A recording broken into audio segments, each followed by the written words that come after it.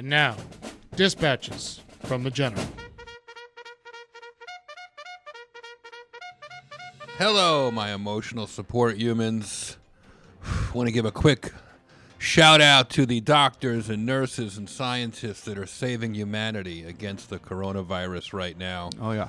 I just saw a coronavirus mask that only covers your eyes, so you can't see what the stock market is doing. Ah, yes.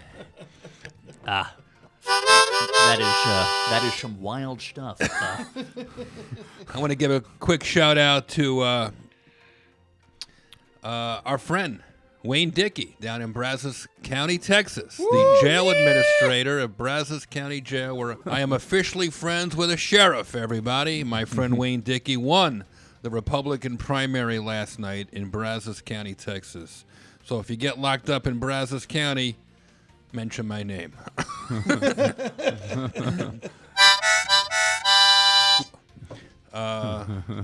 Hey-oh. Shout out to all the Bumping Mics fans. Big announcement. We are going to be shooting our next Netflix volume of Bumping Mics April 28th, 29th, and April 30th. 2 shows a night in fucking Hollywood, folks. This is going to be a career highlight for me with my best buddy David Tell. We will be on stage together. New jokes, more bumping than ever. And we want you all there. You have to go to thecomedystore.com. I think the pre-sale code word is jokes, if they're not on sale yet when you hear this. We're doing 2 shows a night for 3 nights during the Netflix is a Joke Comedy Festival. You're not going to want to miss this. This shit is going to sell out. If it doesn't, I'm in big fucking trouble. So we're gonna be just taking over the Comedy Store for 3 nights. So don't forget to come out and watch us tape our next. What night is that again? Tuesday, Wednesday, Thursday, April 28, 29, and 30. Oh. Shout out to all the fans of the late, great James Lipton.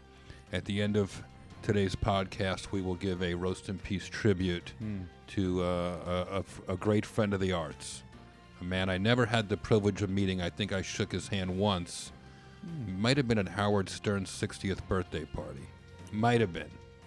But shout out to James Lipton and his family, and we will pay tribute to him at the end of this episode. Sad one. Right now, while you're listening, go to our YouTube page and subscribe.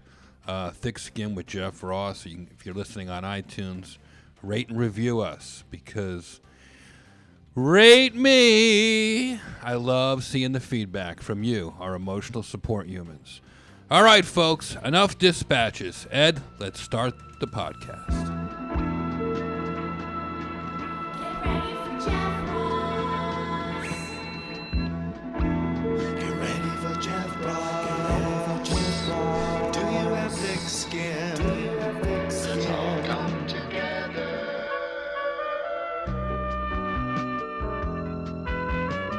Hello, everybody. Life is hard, but don't worry, we're getting through it together. That is our theme, that is our motto, and that is our mission here on Thick Skin with Jeff Ross. Shout out to all my Eshes out there, my emotional support humans, which I recently found out an Esh in what language? It's an Armenian racial slur. All right, well, shout out to all our Eshes, unless you speak Armenian, then just hello. Eshes. Cousin Ed has put together a great show for us today. Hi, Ed. What's going on, buddy? How you doing? Great to see you, buddy. You're looking really good. Oh, thank you very much. I don't know what you're doing, but it's working, buddy. No more red meat. No more red meat. All for right. 2 weeks now. In that case, I'm sorry. That sounds terrible. You should go back to being fat. How was voting? Voting was amazing. Voting was, it's tough. You know, you feel good after you do it, but while you're doing it, it's very stressful.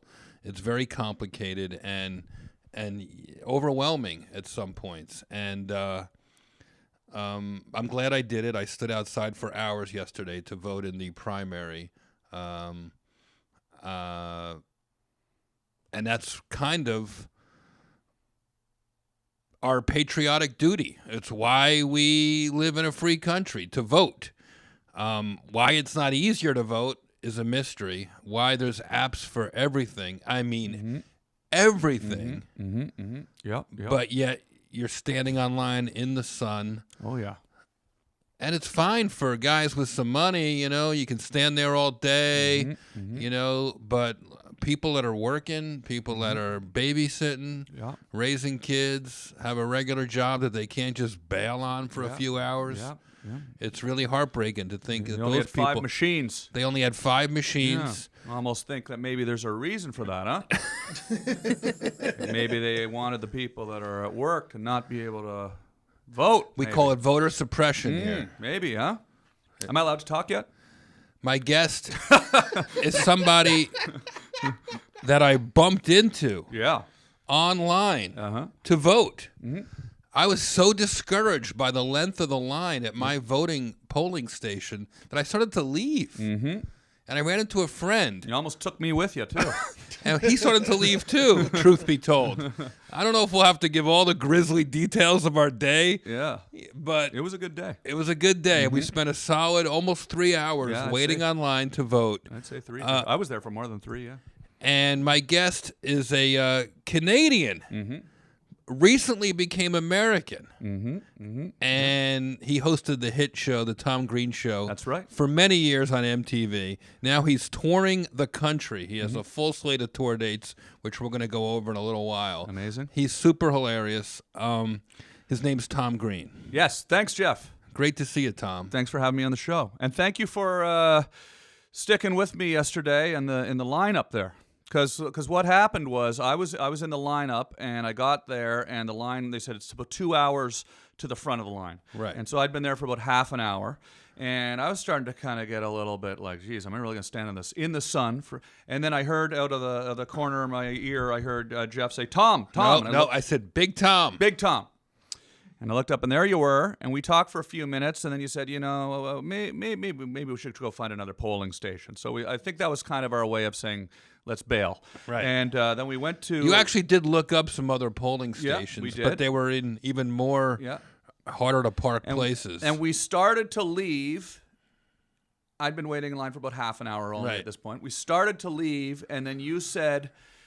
You know what? I mean, I'll wait with you if you want to hang out and wait. And I'm like, geez, that seems like that'll be a lot more fun waiting for 2 hours with you, Jeff. Thanks. And so we went back and we had fun and we waited for another 2 hours and we voted. And thank you for making me not leave. Yeah, because it was my first time voting as an American. How did that feel? And I felt very good about it. I felt like... you did tell me that night afterwards, hours afterwards, how you were really feeling some pride. I was proud of us for both voting. I was proud of myself for sure.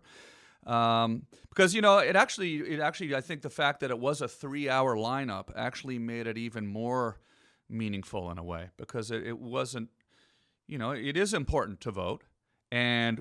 there was a little bit of a slight sacrifice made. I had to take some time out of our day. Yeah.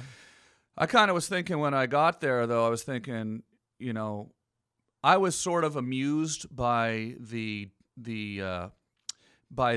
inconvenience of it all. Yeah. To the point that I thought that maybe I might even get something out of that, just sort of some sort of...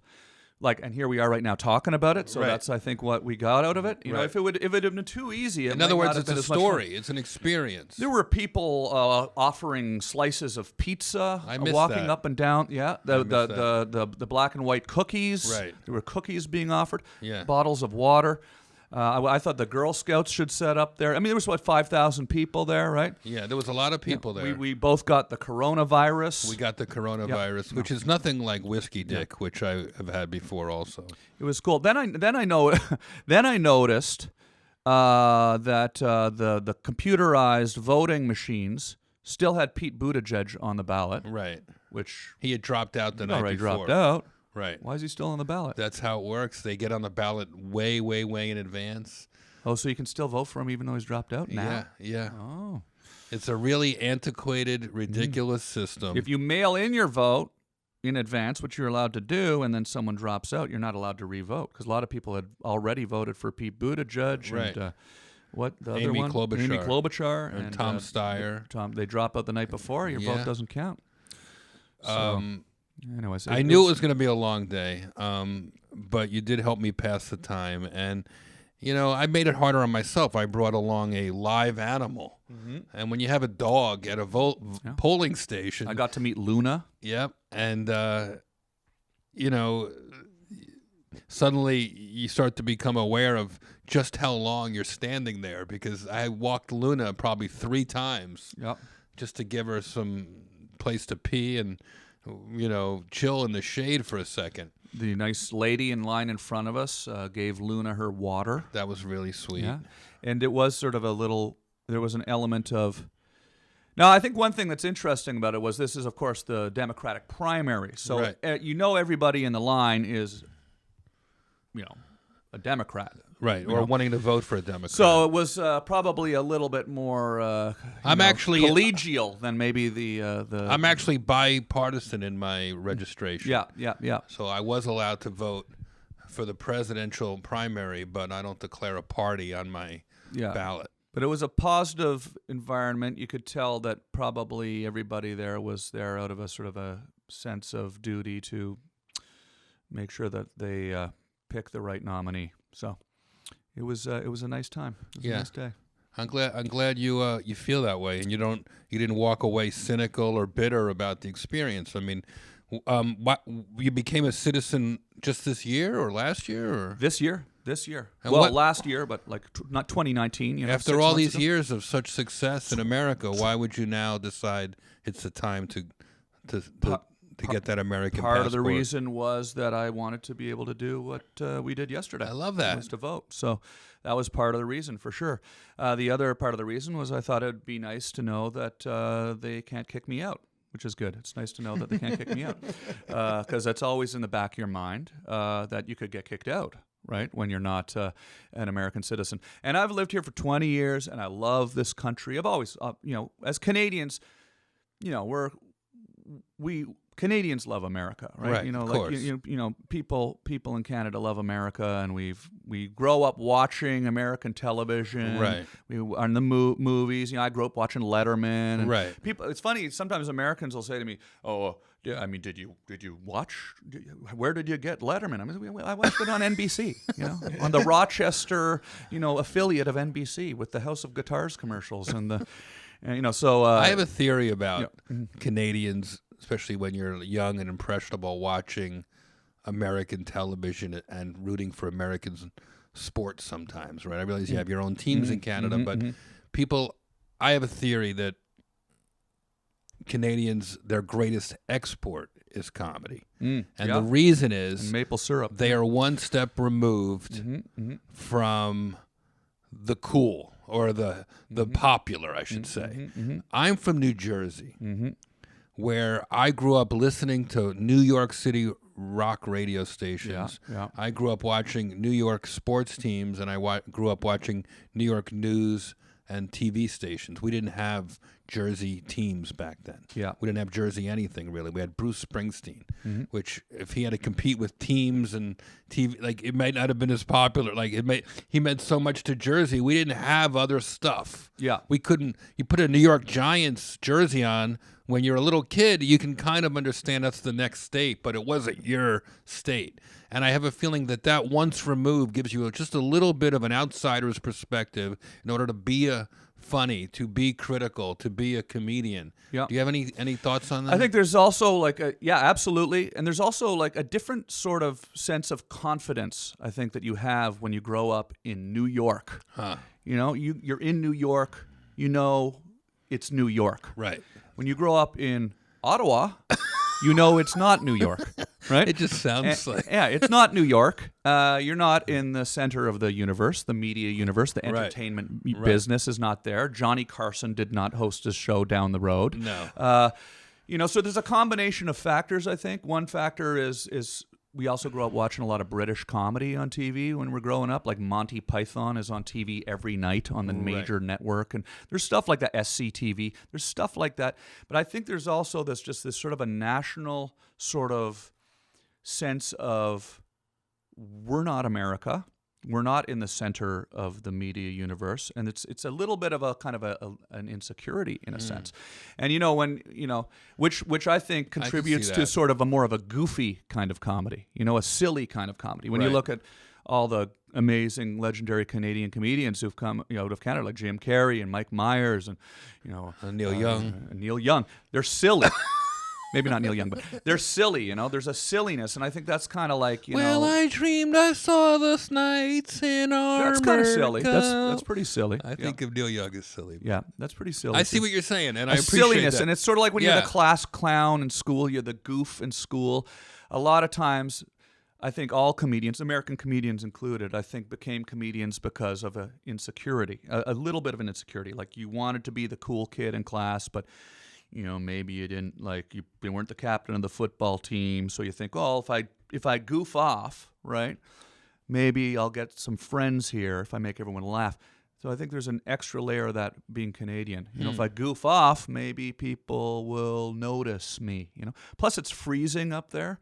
So you spent a lot of time inside. A lot of time inside. Entertaining yourself. Not enough vitamin D. I think vitamin D deficiencies. I hear vitamin D is very important. Yeah, it makes you. I don't know. Maybe it's not that, but no, it's cool. It's fun. I don't know. I think you make a point. I mean, and then this is a theory that I brought up initially. And then what you say too, also because you're an outsider, you're sort of when I started my show on a public access station in Canada. Got picked up by MTV. Right? That was when we met the first time, way back in the day when we were just young, goofy kids. I want to tell that story in a second. Yeah. And I came to New York City wide-eyed and, fresh off the turnip truck. Couldn't believe I was in New York. But there was also an element of I didn't have MTV growing up. We didn't have MTV in Canada. So I knew what MTV was, right? But we didn't have it. I didn't watch it all day. So when I Much Music, was that around yet? We had Much Music, yeah. Much Music, but completely different than MTV in a lot of ways. It's the same in a lot of ways, but different in a lot of ways. So I didn't have the sense of, fear walking into the MTV building as much as I probably should have. I was walked in there going like, I didn't understand actually the power of MTV. I didn't really understand that. The influence, you mean? Yeah, I mean, I knew it was, like, I remember when the show first premiered, all of a sudden, like, before the show even premiered, they were running promos all day, every day. What year was that? That was 1999. The Tom Green Show, yeah, which was an instant phenomenon. Yeah, in those years. Yeah. I mean, it was. It was a wild and crazy time. It was a talk show. It was a talk show, a proper-looking desk, old Johnny Carson kind of show. That is true. But not for your parents. It was on MTV, and back then, especially, MTV was this tastemaker, super. Like you were anointed as the next comedy. I remember you were on the cover of Rolling Stone. Yeah. I remember you were dating movie stars. You were, that did happen, yeah. You were basically creating your own kind of genre of gross out's not fair, but over the top, extreme comedy. We had gross out clips, but then we sort of divided our bits into categories. This so is there was pre-Jackass? Pre-Jackass, yeah. Oh, yeah. Interesting. Absolutely. Interesting. Yeah. Interesting. And you were into the skateboard culture before that was really a worldwide thing, I feel like. I was a big skateboarder, and I know the first week the show was on the air, we got an email from Tony Hawk, who was my childhood hero. Now we're friends, but at the time I couldn't believe it.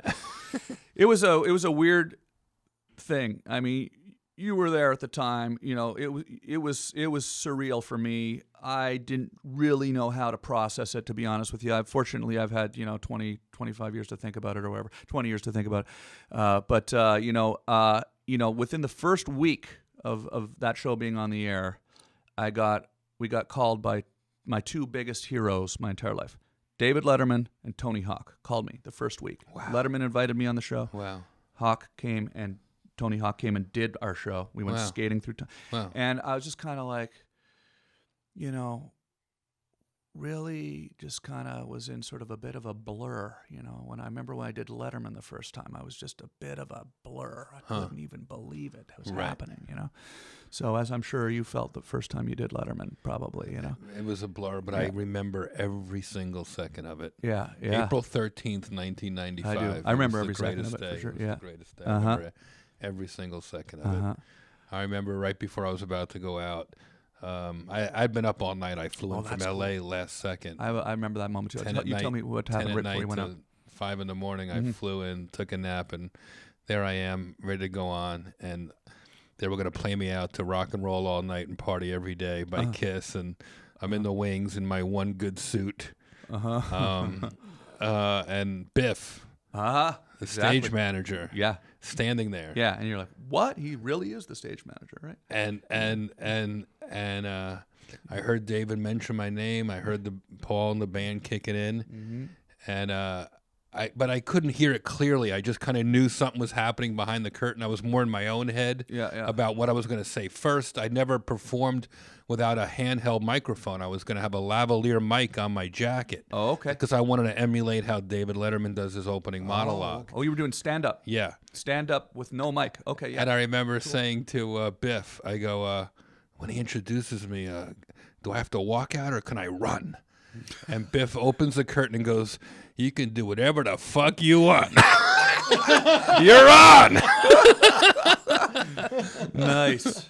I ran out there and I didn't know what to do with my hands on the big laughs and applause breaks, so I started doing karate kicks and kung fu moves. Is that on YouTube? Oh yeah. I'm gonna watch that. I think I believe it. I believe it is on YouTube. Jeff Ross on Late Show. It would have been Late Show on CBS in 1995. Yeah. And so it was Ed Sullivan Theater. So 95 Late Show. Yeah. Do you remember when you were on the first time? Yeah. So same thing. But I have this other moment that I remember. I'm standing back there. First of all, I remember the 24 hours leading up to it. Right. I was staying in a hotel in New York. Well, MTV had put us up in this sort of a apartment hotel. So I was in my apartment hotel. It was called the Flat Hotel. It was right down in Midtown, right around the corner from MTV. And, the day of, I remember I just got in the shower and I just sat there. I was so nervous. I was terrified, anxiety. And I just sort of couldn't believe it was happening. Excited, but... So I got down to the show, same thing, Biff standing there. I remember I was sort of somewhat impressed that he actually was Biff, and he actually was the stage manager. Because back then, if you don't know, David Letterman would talk to his Always cue card on the guy, show. his stage manager, his producer, Morty. And at a certain point, you start to think, okay, is he just a character? Right. But then he's really there as the stage working. manager. Yeah, he's got a headset on, and he's telling you I looked at, we think of him as a celebrity, but he's like a guy who's like making a union wage, working crew, for a and he comes TV up show. And I'm wondering how if he knew how excited I was to just meet him. Right. He's whoa, Biff. So I'm sort of still just kind of grappling with the fact that I sort of am looking at Biff, and then I look over, and Dave's at his desk, and it's a commercial break, and he's standing up, and he looks over in my direction, and he makes eye contact with me.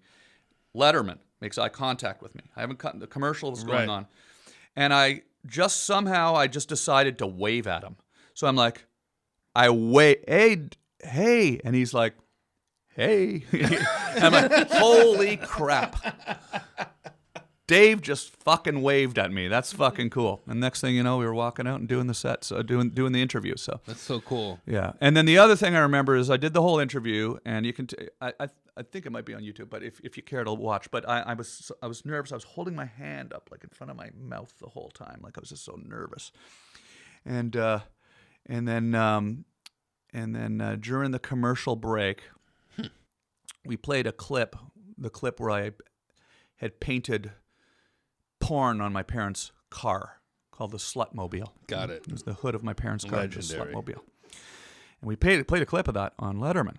And then as soon as the commercial break came on, he just leaned over to me and said, "Were your parents pissed?" You know, and I'm like, "Yeah." And we had a little chat there in the commercial break, which I found out was uncommon, right, for him to talk to someone in the commercial interesting break. But you did right out of his bag of tricks. You know, he would use his mom all the time in his bits. He was probably got a lot of shit from his mom over the years, so he was looking to bomb with you over whether your parents were Yeah. And then we came back on and he said, I used to go out in the street, but someone pulled a knife on me a few years ago, so I have no go on the street anymore. Oh, that's too bad. Yeah, which was always... I actually turns out that was Biff, the stage manager, that pulled the knife on him. Yeah, probably. That was sort of the inspiration for me to want to go on the street and shoot videos, though, was Letterman, Right. Growing up watching Late Night with David Letterman. Man on the street, as they say. Yeah, so. Which he apparently got from, Steve Allen. Steve Allen. Mm-hmm. Yeah. And absolutely. So anyways, pretty cool. And now we're here in your... It's great that you appreciate these moments. Uh-huh. I remember when I first saw you, I don't know, I guess the show was pretty new. You're saying it came over to MTV before I remember, but... It was the end of 1999. Oh, okay. I believe so. Yeah. Started in Canada on the public access in 1994. Right. And I did it up there for... So then this makes sense. Yeah, so then when it was already kind of So that was why... a cult thing in Canada. Yeah, so that was why the show was so weird on MTV, because I had shot about 1,000 of these videos already from doing it for 5 or 6 years in Canada. And we'd just gotten picked up a year before by this first year of this network called the Comedy Network in Canada. Right. And so we'd done 26 episodes there. And, I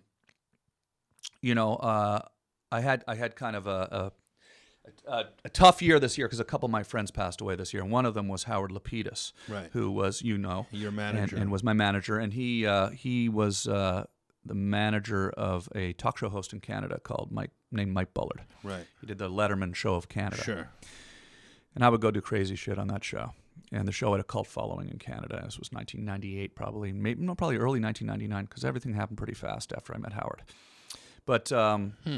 I went on the Mike Bullard show, and the show, like I said, had a following of freaks and weirdos who loved this crazy show we were doing. And the show in Canada was much crazier than the MTV one. Really? Yeah, just because it was raw. It was really raw. And stuff that, wouldn't get on the air on MTV. You didn't have the corporate parent that you would have at MTV. Yeah, it was raw and really, really weird. But, we had hundreds of kids showing up to Mike Bullard with signs, and they were excited to see me and stuff. So Howard saw that and said, "What the fuck is this? What is this fucking thing?" He was down there at Mike Bullard every week and never saw people with signs showing up, right?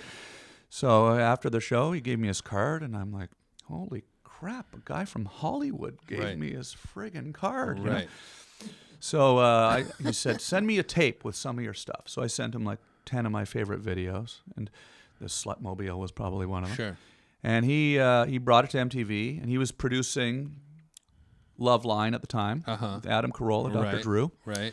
And MTV bought it, and it was like a whirlwind after that. Wow. MTV said, "Do you have any more of these videos?" I say, "Well, actually, yeah, I have about 1,000 of these videos." Right. So a lot. So you were doing that first season on MTV, but a lot of the content you were rolling in. I would say all of the content. The first 10 episodes. So they were getting a show that they didn't even have to really shoot. And for that reason, it was much weirder, because none of that stuff would have ever gotten made if it had gone through the mill of the way they make TV at MTV. This is how South Park started. Yeah. This is how shows start. The edgiest shows start. Yeah, and they brought me down there, and I had all the videos, and they loaded them all into the edit bays, and then they started editing them, and I'd sit in there with Ed, and that's when I met the Sklar brothers. They came in to help write new stuff with us, and we had writers on the show for the first time. We'd never had writers before, and now the writers would come with ideas, and it became a really crazy kind of atmosphere, because you had the executives at the network had their ideas, and then they would have their writers trying to write ideas, but then I was sometimes I had the ability to say, I don't want to go shoot that, right? So there was it was very interesting sort of 3 or 4 month period before the show started airing, where they would edit they would edit my bits, which were little. Like, they were like. I took a lot of pride in those bits because I edited them myself, and they would take all the reaction shots out. So I would go out in the street, the video. If you haven't seen the show, a lot of it was me in the street doing crazy shit. What were some of the bits? So, like, for example, I remember one story. There was a bit, I was out in the street, I had crutches on, I had casts on my legs and arms, and I'm walking around on the street, and I'm falling and hurting myself, and then people rush in to help me. Right. And we film the reactions of people. Oh, my God, he fell on the ground, right? Old ladies worried about me. Right. The funny part of it is the old lady looking at me. Not me falling on the ground. I mean, it's kind of funny, but the funny part is the freaked out old lady looking at me. So MTV had a blanket policy of at the time, and I love MTV. I'm not. Thank you MTV for changing my life and everything. It's amazing. I'm just telling a little story here. Still love MTV. I'm not shitting on MTV, right? So why are you shitting on them now? I'm just talking about this one part. Just this one part, which I find interesting. I'm guessing it had something to do with the legal issues of using this. No, woman they on don't want camera. anyone on the air over the age of 35. Oh my Lord, that is so silly. So they took out all the reaction shots because, of course, the people that reacted the best were old people because they were more confused, right? And they looked funnier, right? So then I had to explain. No. See that old lady? That's the punchline. That's the punchline there. And there was a little negotiation. Fortunately, in MTV's defense, they did put the shots back in, and we had the show went on the air. Smash hit. Everybody laughed. It was a smash hit, and then they let me. They started listening to me a little more too. So it was good. It was, and my recollection of first seeing the show and then seeing you in person was, I was hired to do stand-up. I think it was '99.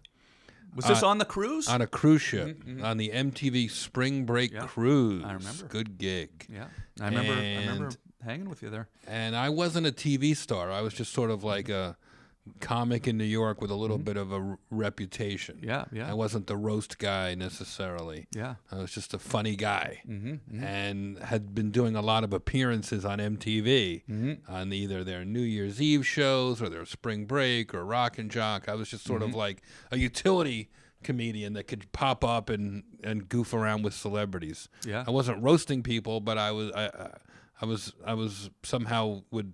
I remember one time I proposed to Britney Spears, like I would do stunts like that. Man. And imagine if you'd said yes. And I'd relied, I'd be rich, biatch. Seems like you are already. So that's Thank you.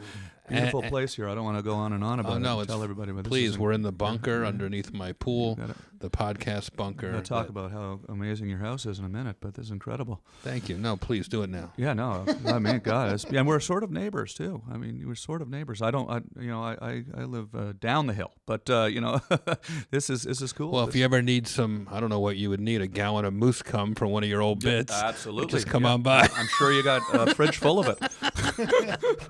But what I remember was, the shows were over on this cruise, and we were hanging out in one of the bars on the cruise ship.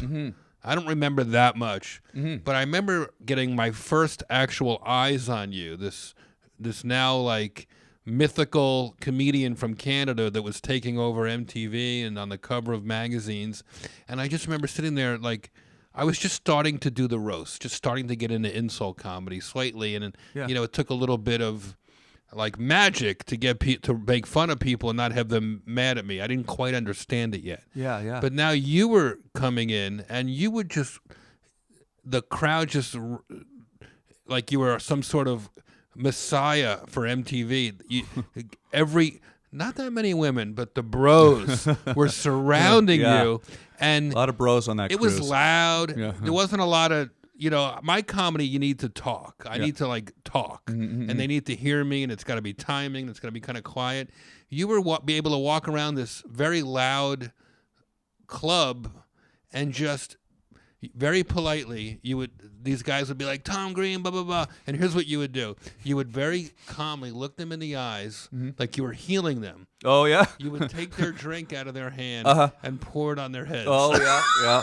And they were glowing. They were so happy. I was like, how is this guy calmly getting away? did it. If Yeah. I did that, I'd get smashed in the face. Yeah. Like, in a non-threatening way. You I did was it able in to the pour most liquid loving. on people. Yeah. It was like your equivalent of a autograph or a selfie. There was a lot of drinking on that cruise too. I remember, and it was a good time. And I didn't really do a show on the cruise. We were just sort of filming. I the had to cruise. work. You Yeah. were like there. We were like, going around filming yeah, everything. Right. So, oh, okay. yeah, so we made an episode on that cruise. Do you remember who else was there or what else happened on that cruise? I just remember a lot of the things we filmed, a lot of the bits we filmed, because we were there to make an episode. I see. And that ended up actually being sort of a very crucial episode for the series, because it was spring break. It was the spring break special, and it was the first one that got sort of a massive rating for the Tom Green Show. Wow. But it was essentially, me going around annoying people on the boat. It was the birth of the Bum Bum song. Oh, okay. Which became the number one song on Total Request Live a few months later. I remember it well. But the way it happened was we went to wake up the captain of the boat at 2:00 in the morning. I was going to try to give him a fish sandwich. So we had a red snapper on 2 slices of bread, a giant fish on 2 slices of bread. And I wake him up, and it was a Russian ship. It was like do you remember how shitty that ship was? I'm surprised it didn't I'd sink. never been on a ship, so It was like a old Russian trawler. I'm sure I thought it was great. Yeah, and woke up the captain with the fish sandwich. I'm here to give you a fish sandwich, sir. And the real captain. The real captain. Oof. Security came, was hauling me up the stairs, and as I'm getting hauled up the stairs by security, he hauls me like there's a plant. Or first up the stairs, I put my bum on the stairs, and I say to the security guard who's trying to haul me away to the brig or whatever, I'm like, my bum is on the stairs. Right? He's like, what the fuck? And then the security guard was Mexico. We were in Mexico, so it was a Mexican security guard. There was a language barrier. He didn't understand English that well. I'm saying my bum is on the stairs. Completely confusing. Then we get up the stairs a little more. My bum is on the plant, right? So the show goes on the air the next week. I'm saying the stupid bum thing to the security guard. And then the show airs, and I'm walking around New York City, and this is sort of when I realized something different was going on in my life, because I would walk down the street in New York City, and literally every 10 to 15 seconds, somebody would yell out of a taxi cab, "My bum is on the plant!" Like people just kept. I remember a car pulled over at one point, like this was around the same day. Car pulled over. This story may not have the same kind of resonance today, but the window rolls down, and it's a guy yelling, "Tom, Tom!" It's Kevin Spacey yelling at me. Right. Tom! Right. Kevin Spacey was at the time of course, the most incredible person in the world you would ever expect to start yelling at you on the street. Sure. And this is before the internet, so going viral wasn't a thing. They had to catch this on MTV. Yeah, and it was just, but that's sort of the power of MTV back then, right? Everybody watched MTV. We have a regular feature on this show where we celebrate the birthdays of people we care and love, and then we do some touchy subjects. So, okay, will you hang out for that? Yeah. Ed, what are the birthdays? The first birthday this week is your boy Shaq. Oh nice. yeah. Yeah, Shaq's love turning Shaq. 48. Shaq, 48 years old. I was just down at NBA All-Star Weekend, and I did get a lot of nice notes from basketball fans saying that they were happy to see that he was laughing at the NBA All-Star roast that I did in Chicago. You've gotten to know Shaq pretty well. Over the years, yeah. That's pretty cool. I've roasted him a few times, and I remember the first time I did a roast with him, I said, "Shaq, these jokes are pretty fucked up. Are these Emmett Smith? Are these football players? Are you going to be upset?" And he's like, "No one ever told me to hold back on a basketball court, so I'm not going to tell you to hold back at a roast." Yeah. Nice. The best guy. Yeah. He was in my movie Freddy Got Fingered. Oh. Yeah, which I... what was that scene? So it's near the end of the movie. He's in bed with Julie Haggerty, who played my mom. Julie had left my dad, Rip Torn, and then he was in bed with she was in bed with Shaq. So it was a one-day shoot, just a one. He has a cameo in it, and that was pretty cool. I remember we had a good day there, and it was fun. It was weird. I was directing that movie, so I actually kind of got to hang out with. How do you light and block for Shaq? Yeah. That's a lot of work, right?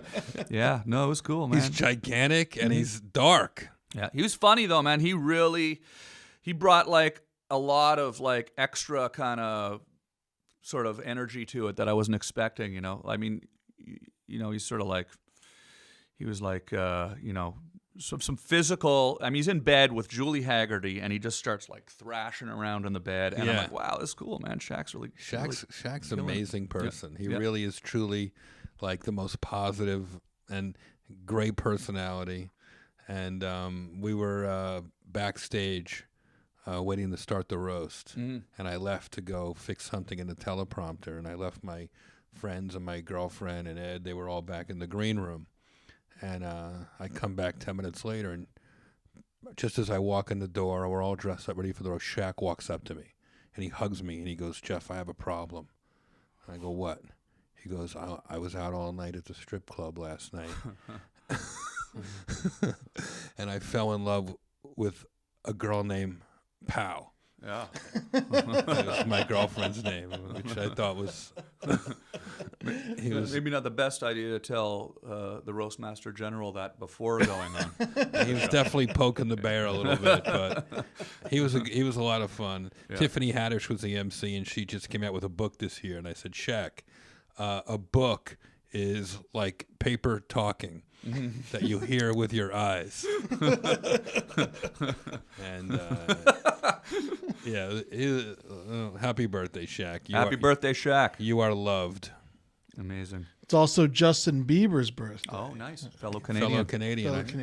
Comedy Central roast honoree. I always say that I roasted him on behalf of Canada. Yeah. Because they always seem to love that. Yeah, yeah. I love Bieber. I think he's amazing. I'm very proud to be a Canadian and that he's Canadian. I had the pleasure of meeting him once in a recording studio here in Los Angeles. Guy couldn't have been cooler. Yeah. Shot a few baskets in the basketball court in the studio, and had a good time there. That's so cool. Yeah, yeah. It was just random. I was in there just in a recording studio in a recording session. He was recording down the hall. Ended up coming into the studio, but he couldn't have been nicer. And it's kind of an incredible thing again when you're Canadian, and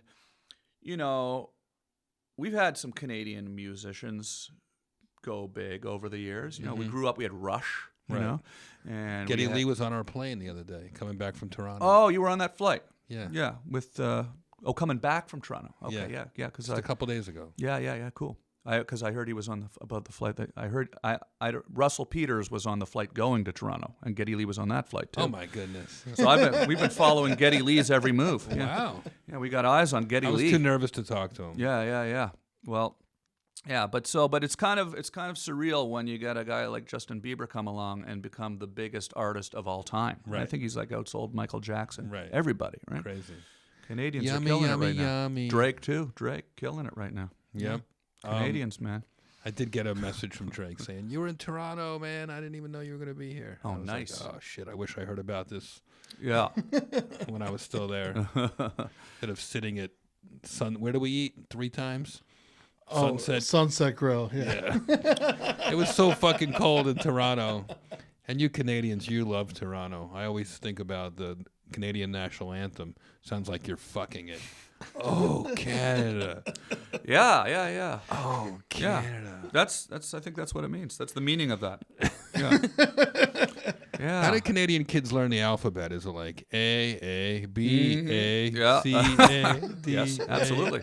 That is how we learn it. That's how we learn it, eh? Oh, yeah, bud. That's how we do it there, eh? We get her done. Oh, yeah. Bieber likes stand-up, though. I hear he often goes down to the Comedy Store and the Laugh Factory and checks out shows and stuff, right? Oh, my God. He loves comedy. Is that comedy. how you met Bieber? At the Comedy Club? I met him I think one time before I roasted him, maybe, but the roast really made us friends. Yeah. The roast really brought us together. Yeah. And That's cool. And one of my favorite jokes of that roast is I called him, I said, everyone's been he was going through a lot of scandals at the time. Not scandals, but, young guy stuff. Yeah. Getting in trouble with cops and speeding and whatever. I said, Justin, everyone's been pointing their fingers at you lately, and that's mostly just lesbians telling their barber how they want their hair cut.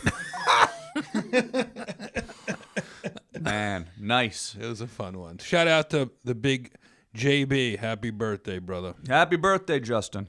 We got one more birthday for you, buddy. A big one for you. Yeah. Mr. Gilbert Gottfried's birthday. Oh, nice. This was so much fun. I went to New York last week to surprise Gilbert at his birthday party. Nice. Him and his beautiful wife, Dara, both have birthdays this week. And I went there and got to see Gilbert in his rare form. He's such a funny dude. He did a live podcast. He has the Colossal podcast. So they did a live 300th episode with Mary Lou Henner and Mario Cantone and Richard Kind, and there were all these celebrities all through the audience. Everybody from Mason Reese was there to Barbara, who played 99 on Get Smart. Oh, yeah. Barbara Streisand. No. Barbara Walters. Barbara Bush. It's coming. Barbarella. Barbara Feldon. Barbara Feldon. Barbara Feldon. That's Who was what I so meant, yeah. cool. I don't know if there's any Get Smart fans, but she played 99. And Oh, yeah. Nice. yeah.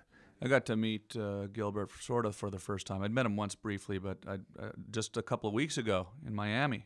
I was, you do the press in the morning. Yeah. Oh yeah. I saw you post a picture of him. Yeah, so we were down at the local Miami Fox, I think it was Fox TV, doing the interview, and he was on before, and then he kind of hung out after, and we had Gilbert kind of bum rush my interview, so it was. He did. He just walked into the It studio was while you were Gilbert doing Gottfried chaos on my Miami local TV interview. Probably good though. Yeah, it was breaks amazing. up a Yeah. Oh little yeah, bit. no, I kind of called him in. He was still in the studio, so I kind of called him in to my interview. Oh, that's good. And the whole interview was him with his face in the camera. I think it's on the internet somewhere, but it was amazing. It was sort of like the perfect way to do morning television is you had Gilbert Gottfried just sticking his face in the camera the entire time, and the host was He's cool. so freaking funny. I love him to death.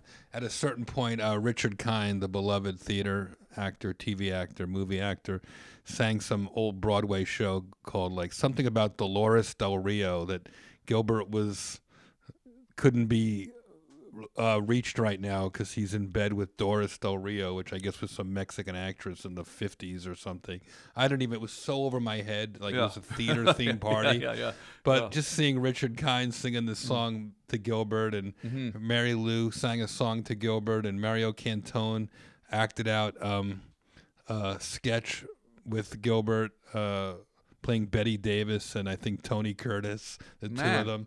And Alan Zweibel, the great writer, playwright, movie writer, SNL writer, was there, and Susie Essman from Curb Your Enthusiasm, and a bunch of composers, Broadway composers, were there. And How long was this podcast? It was a couple hours, but most of us were just in the audience. Yeah. And at a certain point, Gilbert's co-host Frank came over and handed me the microphone with no notice, and I had to improvise a toast. Yeah. For Gilbert and Dara for their birthdays. So I recorded it. So here it is. What better way to cut the sentiment, Gilbert, than with the Roastmaster General himself? The one, the only Jeffrey Ross. Oh, come on. Terrific. What a party. Where else might I 69 with 99?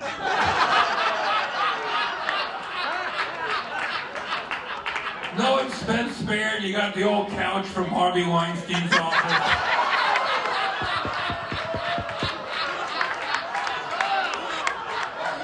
I'm really enjoying this reenactment of last night's Democratic debate.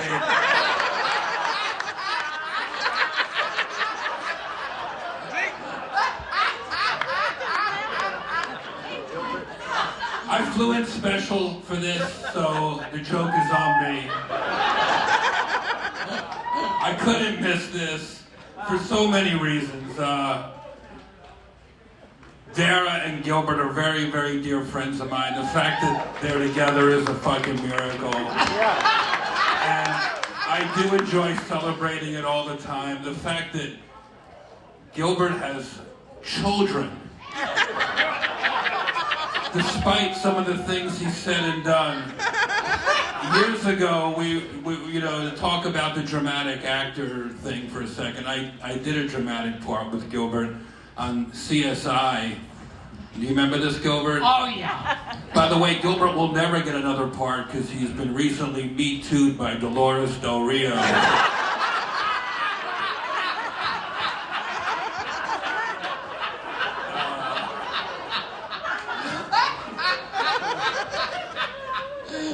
But we were on CSI and we had hours to kill in the valley. It was very hot. And the B story, we were doing, playing dramatic roles as comedians in a dramatic role where I was poisoned by my opening act. And Gilbert was that opening act. It was very serious. But the B story involved children. So there were other trailers nearby with children. They weren't in our scenes and we weren't in their scenes. But we were solid, and then they spent most of the day with tutors and their parents would float around. We didn't get too involved in what was going on with that part of the show. But just with an earshot, he would test to see who could hear him. While he was talking to me, Gilbert would, apropos to nothing, just say, "Big black cock."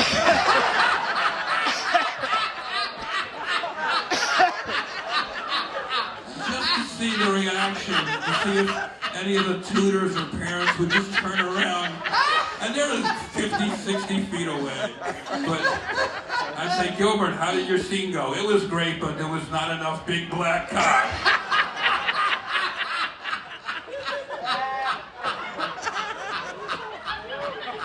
And now you have children. When Gilbert first had kids, he's the first celebrity. People magazine offered him $1 million never to take pictures.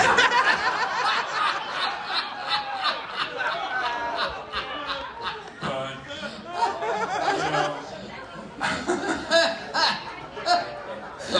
somehow you created this amazing life and you give us, your friends, your fans, so much joy.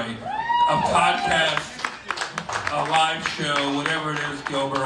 When I go on your show and you come on my show, I always know it's going to be a home run, and I couldn't miss this. So, Tara, happy 50th. Gilbert, whatever the fuck you are. Frank, you're annoying. So, happy birthday, Gilbert and Dara. You are loved. Happy birthday, Gilbert. Yeah. And happy birthday, quick shout out to Lucas Atkins, who I roasted up in Toronto, a private gig that I did for a guy up there, nice guy, in front of his friends and family. Nice. Sometimes people will hire me to roast them at big occasions. Yeah, people and have it's a lot of work, but yeah. Ed and I, we roll up our sleeves and we get it done. So you just go up and just tear everyone a new one at But their we birthday research party. it. We research it. Yeah, that's Yeah, cool. we research it. We get down and dirty. We get our intel from their friends and loved ones, and we do a big private roast. Oh, my gosh. It's so much fun. I bet. That's amazing. You're an easy guy to talk to. I feel like I could talk to you all day, but we did prepare some touchy subjects. Okay. Are you ready? Absolutely, yeah. Okay. All right, here we go, Ed. It's time for touchy subjects. Touchy subjects. All right. Well, it was voting in Super Tuesday yesterday, and so we are talking about what's going on in that category. Biden won with most of the states with 10, and Sanders got 4. Warren got 0. Bloomberg got 0 and dropped out today. But the touchy subject we want to talk about is Dick Van Dyke. He was over at the Bernie Sanders rally in Hollywood. Yes. And the crowd started chanting, "We love Dick," and it was a lot of fun. That's the old man. Dick Van Dyke doesn't just remember Super Tuesday. He remembers the first Tuesday. Another crazy thing about that event Yeah. was Public Enemy was on the poster to perform and supporting Bernie Sanders, but Flavor Flav got mad, said, I don't support Bernie Sanders, and so Chuck D fired Flavor Flav from Public Enemy before the rally. I find that I wish Chuck and Flav could patch things up and find a way to make it work. Why do you think Flavor Flav is against the Bernie endorsement? I gotta wonder. You think he's a Trumper? He's a reality star. I think there's a possibility. You were on Celebrity Apprentice. Does that make you, you know? Was Flav on Apprentice? Oh, was he? I don't think he was. No, but he has Flavor of Love. I'm saying he's a reality star. Yeah. They share that. Well, I don't know. I just think I think it goes beyond politics. I think it's probably, because I know Flav a little bit. I've gotten to hang out with Flavor Flav. Oh, wow. I love Flavor Flav. And I was a huge Public Enemy fan, like my whole life growing up. Public Enemy was when I first heard. But I won't see them without Flavor Flav. Because it's the yin and the yang of it. It's the you need that comic relief in there to kind of. You need the sugar to get the medicine to go down. Yeah. Flavor Flav. And I love Chuck D. Don't get me wrong. Yeah. So my guess. And I did have to turn down his offer to replace Flavor Flav. Yeah. I told him I just can't. I'm too busy with bumping Mike stuff. Damn, I would do it. That would be so much fun. Yeah, I don't know if that would work though. But maybe it's just some they've sort of been kind of, I think, broken up for a few years. It seems like this is not new. It just publicly it sounds like they're more broken up now, but because they haven't been performing together for a long time now. Imagine Flavor Flav calling his lawyer. If I see one big clock on that stage. Yeah. I am sending a cease and desist. Yeah. I better not hear one. Yeah, boy. Right. Or I am calling my trademark attorney. Yeah. It's got to be tough. If I tough. see one fucking Viking helmet at that Bernie rally, shit is going to go down. Chuck D designed the logo. He, of course, wrote everything. All the lyrics, or all of his lyrics, which is most of the lyrics. Responsible for, of course, the political point of view of the group. Right. So you'd think that he would be able to, decide on behalf of the group that we're going to support Bernie Sanders. But then on the other hand, Flav, huge contribution to the group. Incredibly important element of the group, I think, and probably feels like he might not have been consulted on that, and maybe is offended, right? It's hard keeping a group together, right? Right. It's sad because I would like to see them together. Maybe we could try to bring them together. Wouldn't a reunion show? Maybe that's really what they're that? doing. Is they're working on a reunion tour, and this is the perfect way to do it. Mm-hmm. Or it was happening anyway. Chuck is going to mastermind an elaborate ruse. Well, they're gonna have to perform together again. There'll be a Rock and Roll Hall of Fame. There'll be a money offer that they can't resist. I mean, they've got to bring back Professor Griff too. Is he still around? I don't know if Professor Griff and the S1Ws. The S1Ws were the. I think security. they're working for Elizabeth Warren actually. Yeah, that'd be great if you had the S1Ws with Elizabeth Professor Warren. Griff, I believe he has tenure now, so he is always going to be in Public Enemy. Yeah. Those were the days I remember when Public Enemy when we first saw that it was kind of scary, like they were very intimidating, very sort of anarchy, it was like a very sort of fight the power was not a, it really meant something to them. Mm-hmm. And the music was unlike anything you'd ever 1989. Even their songs that weren't necessarily politically charged. Suckers to the side, I know you hate. Yeah. My 98. Right. You gonna get yours. Yeah, like when I was riding around with my boys in high school in our 98. Oldsmobile, Like we were like, somebody's talking to us. That was their first record. These guys are letting us in. Bum Rush the show. It was like an open door into hip hop. Yeah. And I remember you'd listen to it and you go, what are these sounds? You know, I have a drum machine. I've got samplers. I like making beats, right?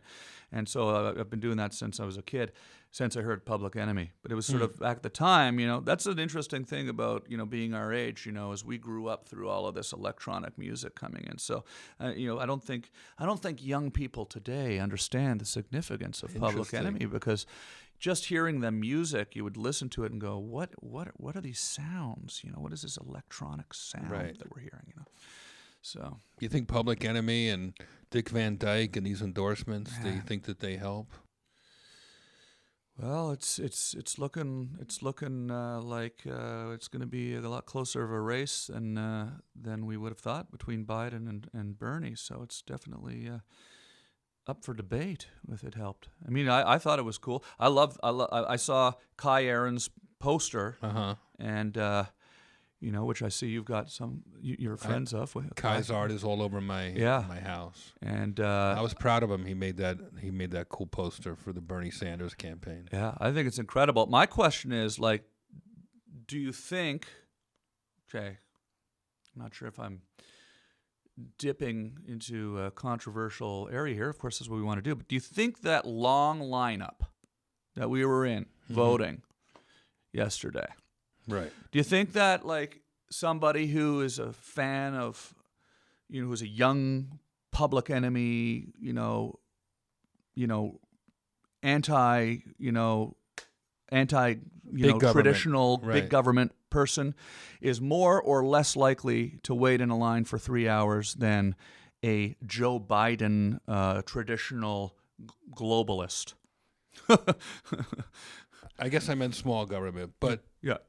But I feel like part of it, at least for me, was knowing that it wasn't just us at that location, that it was all those states, and they all have hundreds of locations, and we were all in it together. They have 5 voting machines at every location, though. They should have had 50 voting machines. We should have just gone. People should be able to go vote. They don't look expensive. Yeah. It's not like these voting machines look like R2-D2 or anything, Yeah, it was, right? it was like an iPad hooked up to a friggin' printer.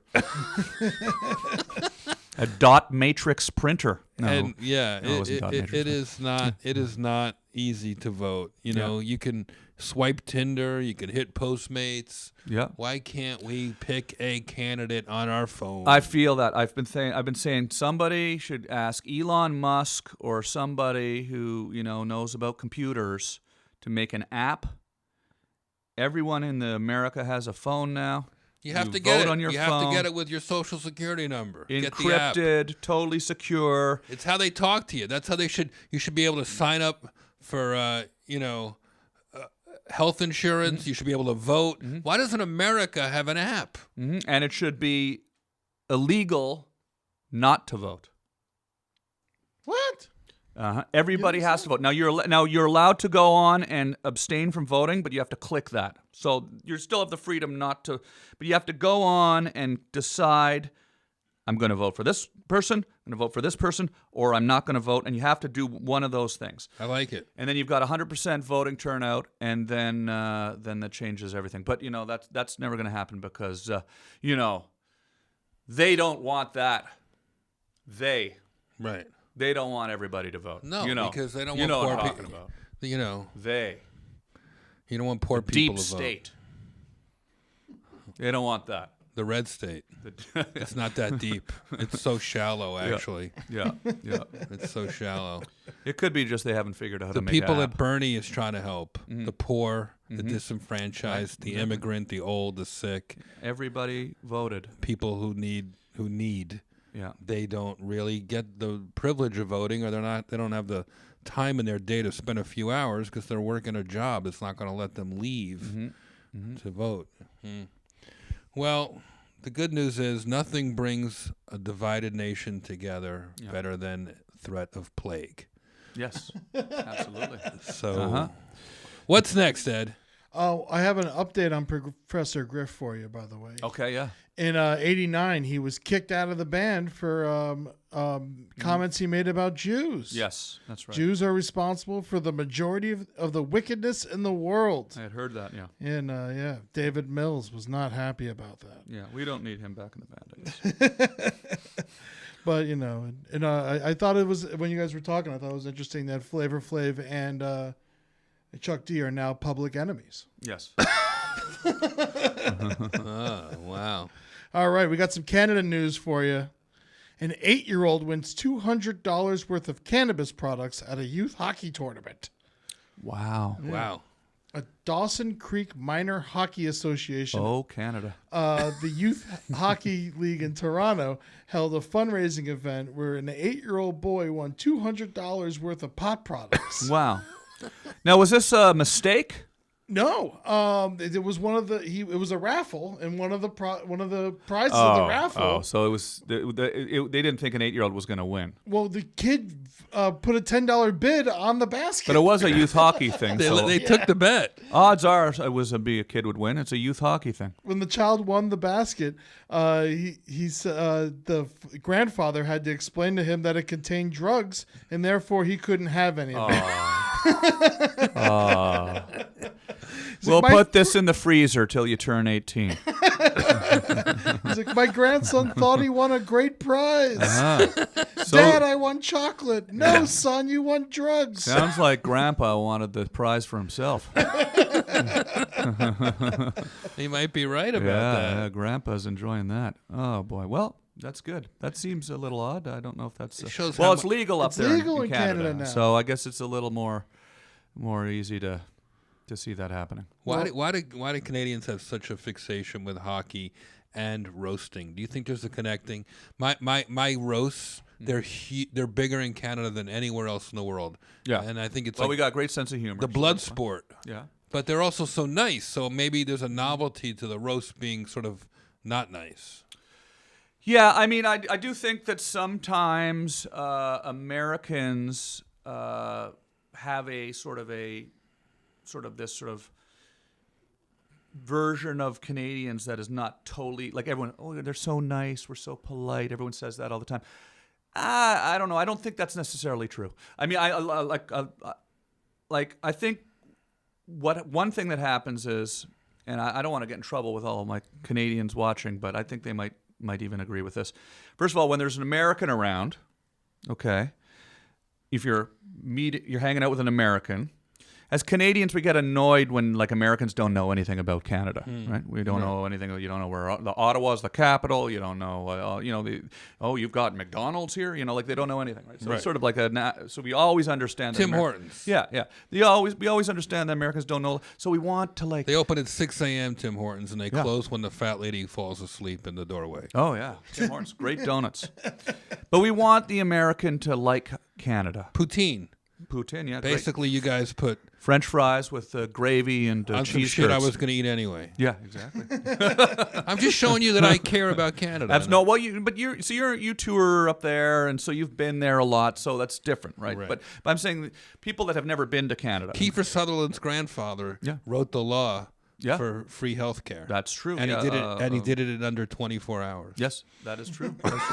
He's a NDP. New Democratic Party politician, yeah. The Canadian dollar is worth 70% of the American dollar. Yes. Or I'm not saying you don't know a lot about America. Let me just about 70%. Canada. 70%. Yeah, that's right. About right. 70 cents. Basically, what we pay women here in America. So that's what it's like for us Canadians. No. Very safe in Canada. Mm-hmm. No shootings. No, because you never want a shooting to start with. Excuse me, everybody. Can I have your attention for a second? Sorry. So I think we try.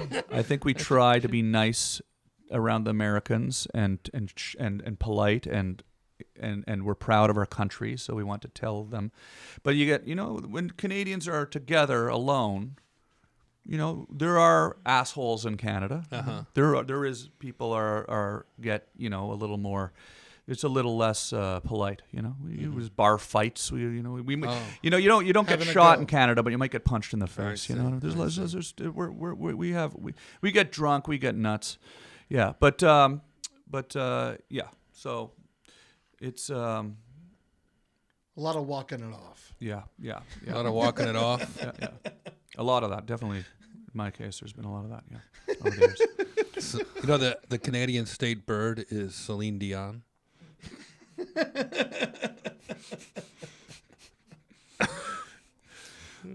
I can name all the presidents of the United States. Is that it? Is that right? Yeah, I can name every single one. Wait, how do you know how to do that? Well, Is I this just part of your test? well, you don't have to be able to do that, but I went a little overboard when I studied for my American citizenship test, and I wanted to learn a little bit more about American history. I figured one way to learn a little bit more would be to sign up study some of the presidents. Let me see if I can do how many I can do with you. I believe I can do them all. I sometimes I screw up, but I believe I can almost do them all. Yeah. All right, here. The first one, of course, George Washington. George Washington. Yeah. Hold on. Number 2. Come on, You got me. second one. I don't know. You don't know the second? Paul Giamatti. John Adams. There you John Adams. John Adams is number 2. Thomas Jefferson. Thomas Jefferson. There you go. Very good. Eisenhower. No. Thomas Jefferson. He's a bit Madison. later. James Madison. Yeah, very good. James Madison. Okay, you can name a lot of them too. All right, that's 4. There's more than 90% of people. George Washington again. No. He was only once, one term, or one time. James Madison. James Monroe. The doctorate. James Monroe.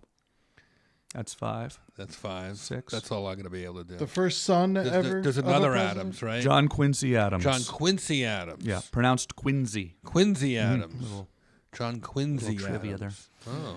Quincy, yeah. George Washington, John Adams, Thomas Jefferson, James Madison, James Monroe, John Quincy Adams, Andrew Jackson, You got it. Martin Van Buren, Wow. Killing it. William Henry Harrison, One day. John Tyler. Yep. John Tyler. I never even heard of him. Yeah, He was an asshole. he was also the bass guitarist for Duran Duran. Great career. James K. Polk, Got it. Zachary Taylor, Wonderful. Wow. Millard Fillmore, Franklin Pierce. Yep.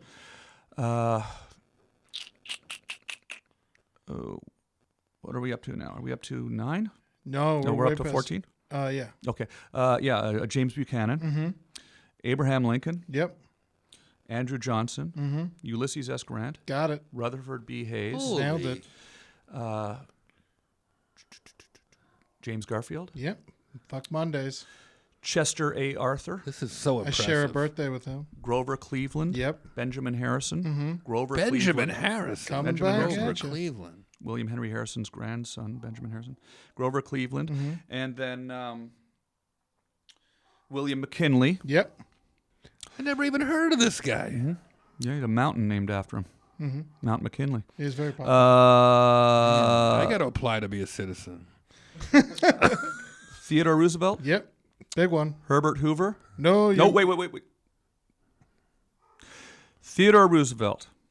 Oh, William Howard Taft. There you go. Well, I screwed that up. I get screwed up there. By William the way, Howard if you're Taft. listening to this, Ed just pretended to be fatter than he is as a hint. All right, Taft. Woodrow Wilson, Warren G. Harding, Yeah. Calvin Coolidge. Coolidge. That's right. I was going to say Coolidge. Yes. Now it's Herbert Hoover. There's your boy. Now it's Herbert Hoover. Franklin Delano Roosevelt. That's right. Harry Truman. Dwight D. Eisenhower. There you go. John F. Kennedy. All right. Lyndon Johnson. Wow. Richard Nixon. Mm-hmm. Gerald Ford. Yep. Jimmy Carter. Got it. Ronald Reagan. Nailed it. George H.W. Bush. Got it. Bill Clinton. Finish strong. George Bush. Obama. Barack Obama. And Hillary Clinton. That's right. I am just going to say. And Welcome to America. Yes, thank And you. you got the American flag behind Oh, you. wow. What a I mean, shot. I What just a want to shot. take a picture. I'm of that. glad- Yeah, proud to be an American. What a and good, a Canadian. What a good acquisition you Canadian, were. too. I am really, really impressed with your commitment to not just the voting process, but learning the traditions and the and the presidents. I mean, what a nice tribute All right, that now was. name their wives. Yeah. Barbara Bush. Okay. That was really impressive. This podcast is about having thick skin, getting through life when things are not on top of the world, when you're having a rough day. Oh, yeah. Either personal, whatever it is, it happens to all of us. Like, where does your mind go? What do you do to get out of it? How do you break a funk? Probably call my mom. Really? I talk to my mom a lot. You know, my mom keeps me grounded a bit. My mom's It's weird because I also call your mom. Sorry. She didn't tell me that. She didn't tell me that.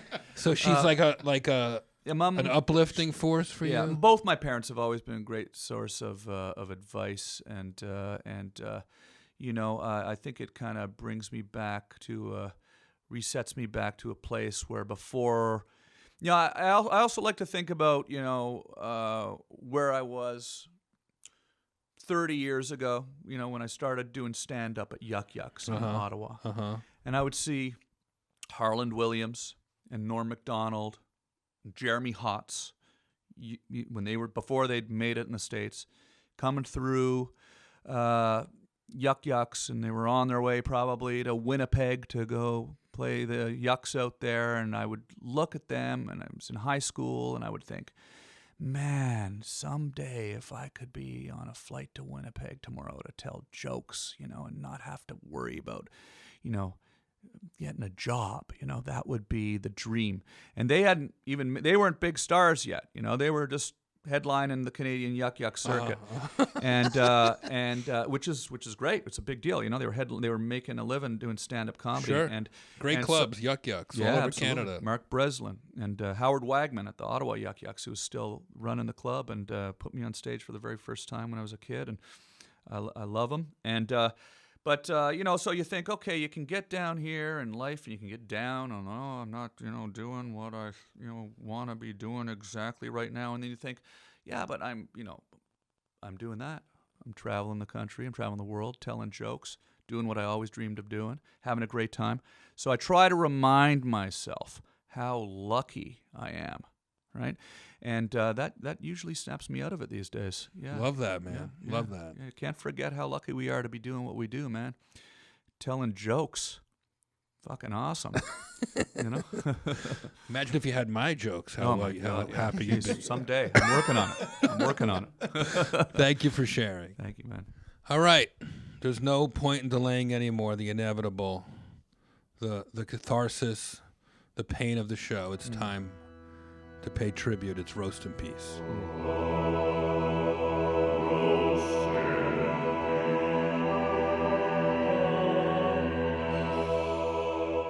The wonderful James Lipton Oh, well. passed away at 93. The Dean Emeritus of Pace University and host of Inside the Actors Studio. Of course, all the great soups and teas. James Lipton, Right? Inside the Actors What's that? Studio. No, the guy from the teacher. Oh, not the tea guy. The interviewer. Lipton. The guy who looked like the kind of guy who Iced tea, tries to right? sneak into the dressing room at a strip club. That guy. Oh, that guy, yeah. I know what you're talking about now. James Lipton was an open book that nobody picked up to read. Love this guy. James Lipton had a very interesting interviewing style. He'd blow celebrities until they cried. I always wanted to do that show. You'd have been great. Yeah. No, it sounds like it would have been fun. James Lipton, a big fan of method acting. Unfortunately, his method was never actually acting himself. Bradley Cooper was one of his students that would always ask questions during the show. I don't know if you remember, Bradley Cooper would be in the audience in those episodes. I saw that, yeah. And later, Bradley turned out to be a guest himself, and he began to cry during the interview because he was so overwhelmed with emotion. Uh-huh. Now that's acting. Yes. Yes. I thought Will Ferrell, of course. That was a Incredible impression of James Lipton. Oh, right. He had an incredible. One of my favorite Will Ferrell characters was when he did Inside the Actors Studio in SNL. That was great. Scrumptulescent. I did see him in the audience at one of my shows once, come to think of it. I opened for Dave Chappelle at Radio City Music Hall, and Wow. James Lipton was there. Wow. Lipton was. James Lipton, yeah. Wow. Um, And what was that like performing in Radio City Music Hall? Have you done no, Radio City no, yet? That was exciting. That was Bumpin' Mike's that going to was do enough. Radio City this year. Maybe if we make it big enough, if all the fans come out. Yeah, do it, man. You'll do it. All right, here's the 10 questions that James Lipton always asks every guest. Oh, To yeah. close the show, I'm going to ask them to you. Oh, okay. Wow. A way of paying tribute. Wow, that's cool. What All right. what a good idea. So here we are inside the actor's studio with Yeah. writer, director, actor Tom Green. Thank you. Tom, Oh, yeah. what is your favorite word? Probably cheese. Always loved the word cheese. Made me smile and laugh from a very early age. I would say cheese. And Sorry, wrong answer. Your favorite word is automobile. automobile. I'm just kidding. Okay, cheese. What is your least favorite word? No. What turns you on, Tom? Ooh, okay. Laughter. Good answer. I'm into it. I have a chance. All right. And what turns you off?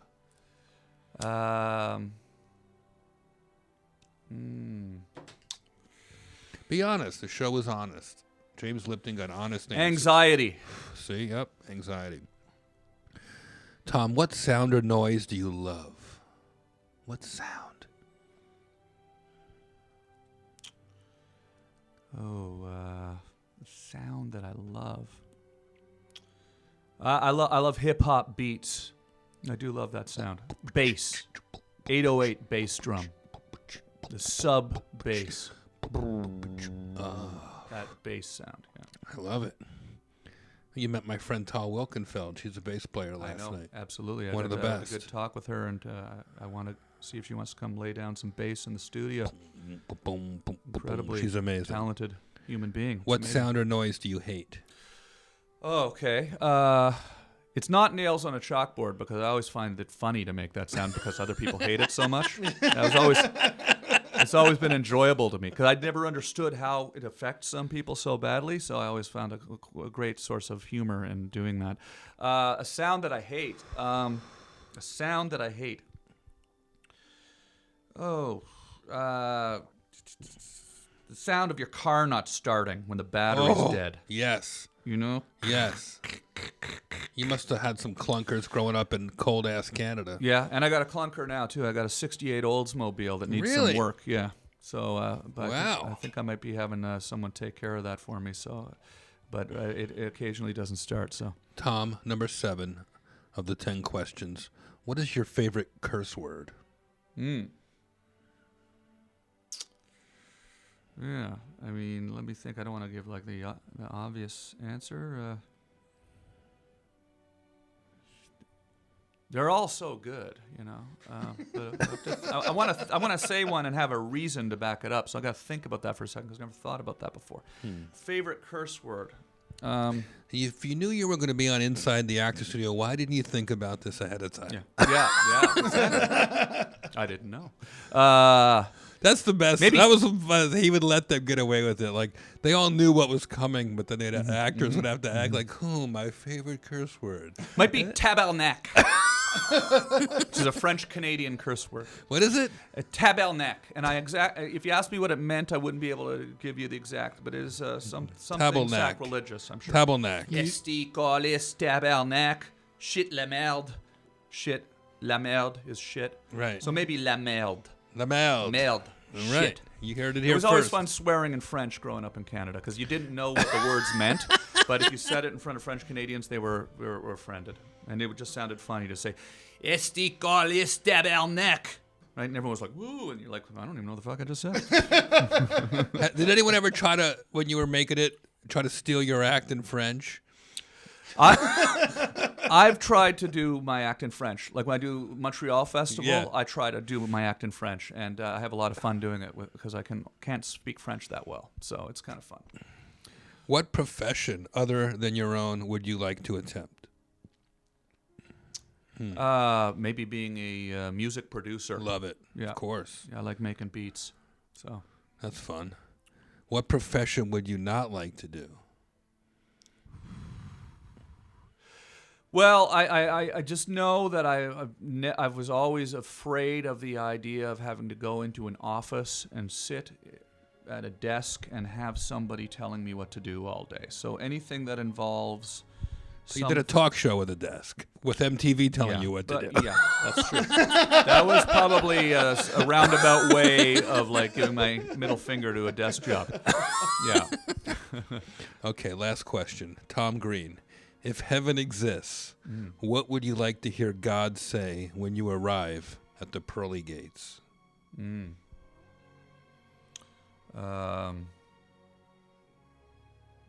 Want a beer?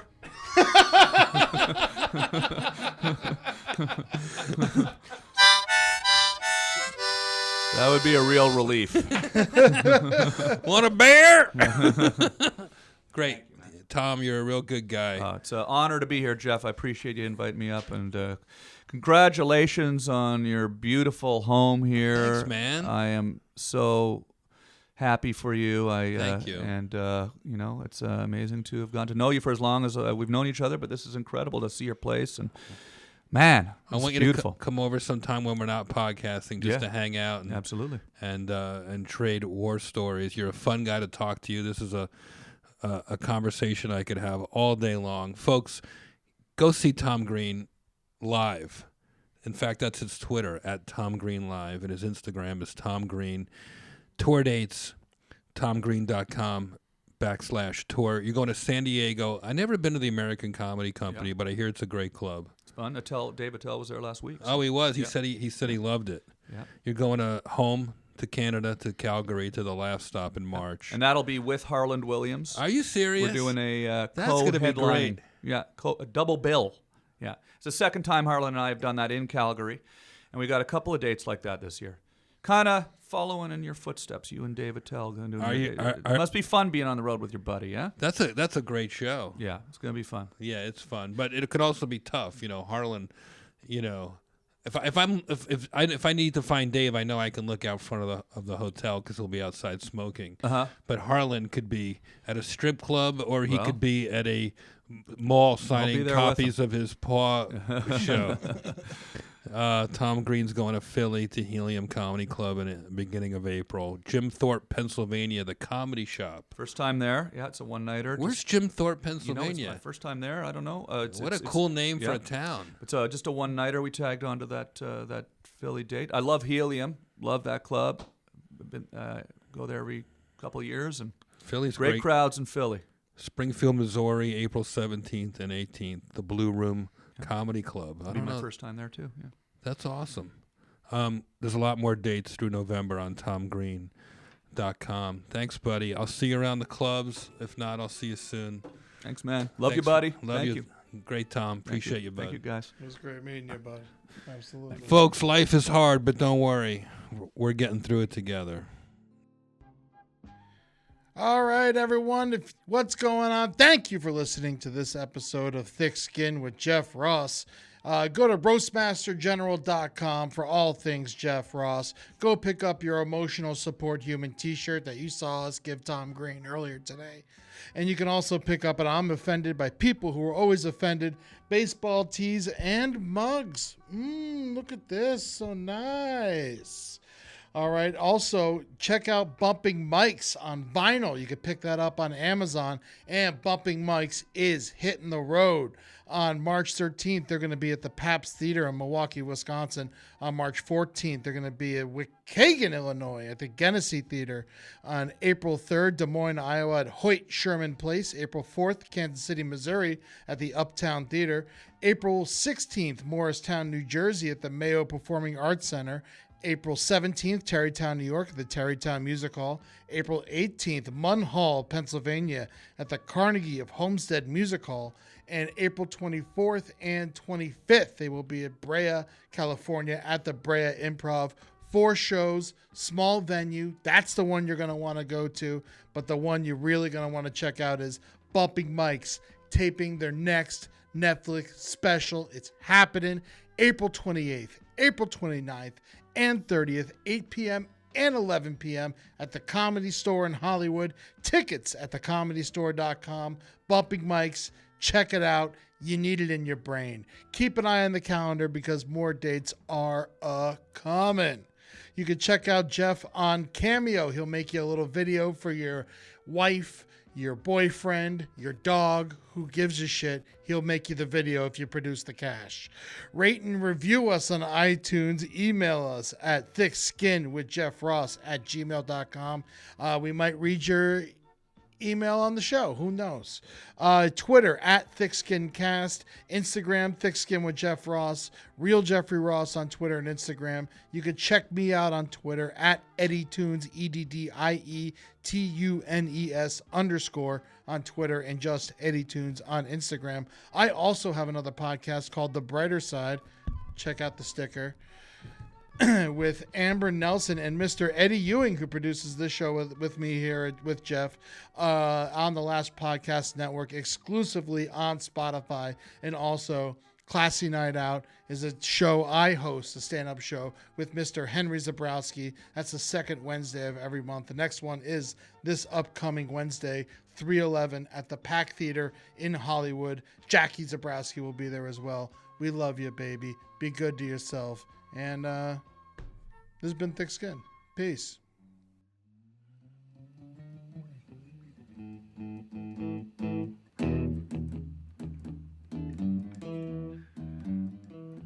Damn. I'm in New York, talking the talk. I'm doing the podcast, full tank of gas. I got Cousin Ed and Gary too. I got the thick skin blues. Having a drink.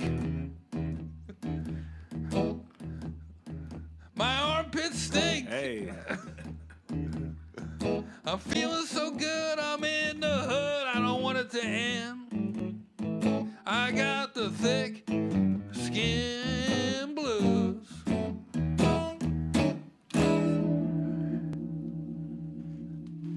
Thick skin blues.